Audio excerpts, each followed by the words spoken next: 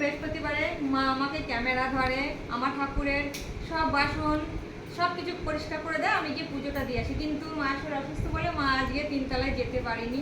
তো সেই কারণে পুজো দিয়ে এইমাত্র এলাম। আর বিকেলবেলা মাকে একটু ফল দিতে হয়, মেয়ে অনেক ফল কিনে এনেছে কিন্তু কাটার সময় হয় না। তো ভাবলাম যে আজকে যখন ঠাকুরের ভোগ নিবেদন করছি তো একবারে এই ফল থেকেই মাকে প্রসাদও খাওয়া হবে, আর আলাদাভাবে কোনো ফল আমরা কাটি।